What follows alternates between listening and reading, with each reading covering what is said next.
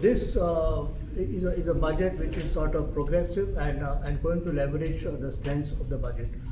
Now, for example, for promoting MSMEs, the focus is on now creating MSME champions.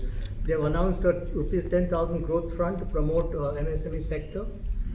There is also a lot of focus on creating infrastructure, focus on creating industrial corridors along the east coast, developing dedicated freight corridors from east to west, developing waterways, developing institutions for developing proposal to restructure the Power Finance Corporation. 200 legacy industrial clusters will be removed, will be sort of revived. 7 high-speed rail corridors to be developed, and rupees 20,000 crores is being allocated to develop waterways. I think all these are going to create a strong infrastructure in our economy, which will help to sustain the growth. It's a very good budget. In fact, this budget is a takeaway from the past budgets where she focused, the finance minister focused on the growth strategy, development strategy. And this budget also will focus on achieving the goals of Vikasit Bharat 2047.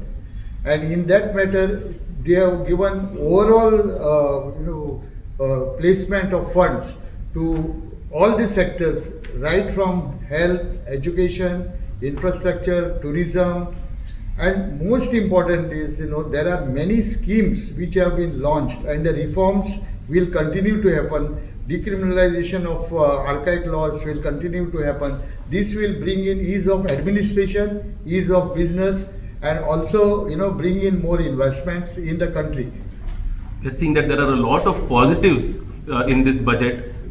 This budget is known as a Reform Express, and the entire we really welcome this budget because this budget has focused on a lot of factors, especially one relating to reducing the kind of import dependency and championing the MSMEs. As you know, MSMEs are the growth drivers of our economy, and there has also been a very good focus on the MSMEs.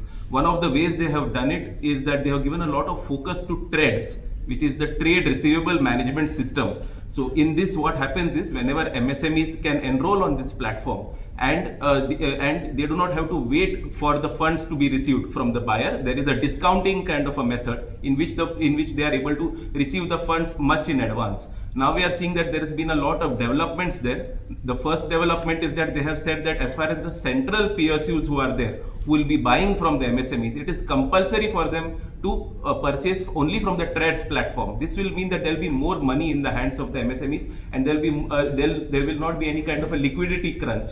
Second, what they have also done is they have tried to integrate the GEMS portal, which is used for purchasing and buying, again, which is a government initiative, and they have tried to integrate it with the TREDS mechanism. The third one is that they have said that the TREDS, whatever receivables will be there, they will be also be termed as asset-backed securities, which means that you will also be able to get more kind of credit facilities on these kind of trade receivables. And fourth, they have also they have also said that now we can take help of professionals like the company secretaries, the chartered accountants, and who will be termed as corporate mitras, who will be able to transition the MSMEs and educate the MSMEs. So this is a fantastic move as far as the MSMEs are concerned. First budget from Kartavya Bhavan, presented by Honorable Nirmala Sitharaman. I congratulate her. Now, as far as this budget is concerned, the projected GDP growth is around 6.8 to 7.2%. Even though the spelled out fiscal deficit is 4.4, it is targeted at 4.3%. Then there are this reinforces micro stability. Then overall 25 budget was provided for broad-based relief, and this has been continued in this 26 budget.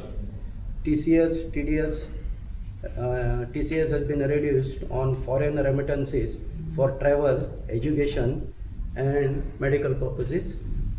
Then again,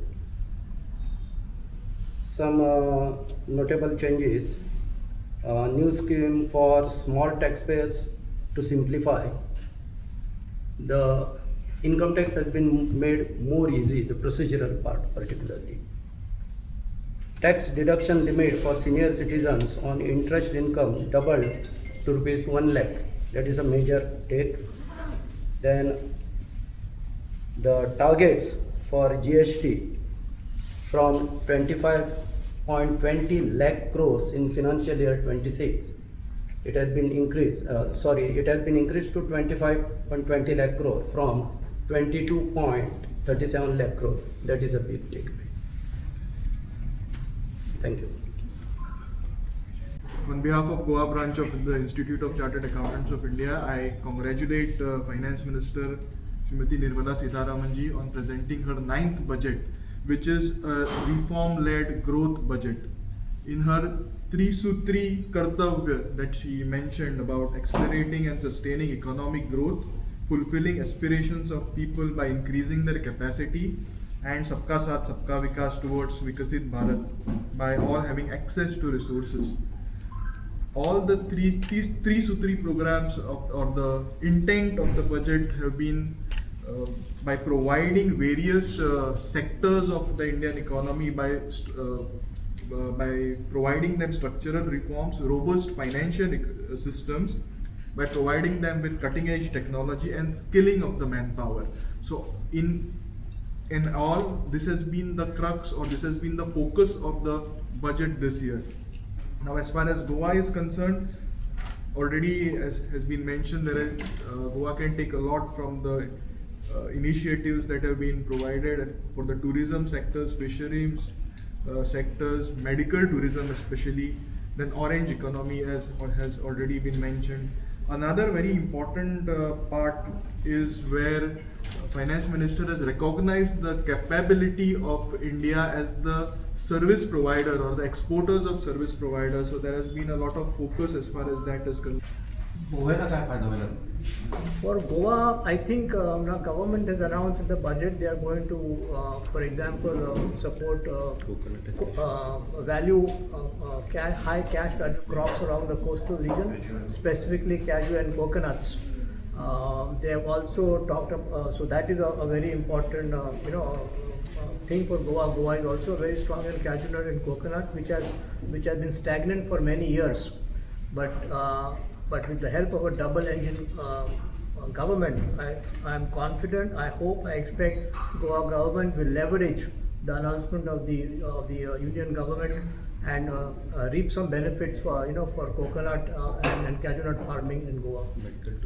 Medical tourism is another very important announcement, and Goa should now move into high value added tourism instead of the current tourism, which is sort of leading to over tourism.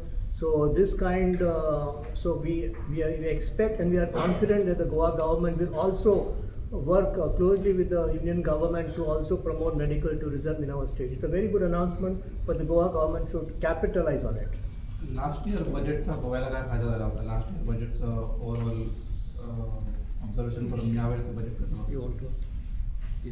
So I think the biggest biggest benefit that we got for the last year's budget was relating to the limit of 12 lakhs. The basic exemption limit was taken to 12 lakhs. Because we are in Goa and there is a section 5A, because we are also governed by the Portuguese civil code, this limit automatically becomes double for Goa. So this was a great benefit where a lot of people did not have to pay the kind of taxes which they were paying in the previous years, which meant that the income remained in their hands, which they could use for consumption, which they could use for education. This was a great kind of a proposal which has really benefited Goa from the last year. Income Tax Act is coming into, it's a simplified act. Yes. So till now both acts, I think both the old edition and the new edition were in force. But Yes. now I think it will be only new edition. Absolutely. So how it would be for common man, how it would be benefit? Yeah, so as far as the new income tax 2025 is concerned, it's going to be, it will now be implemented from the 1st of April 2026.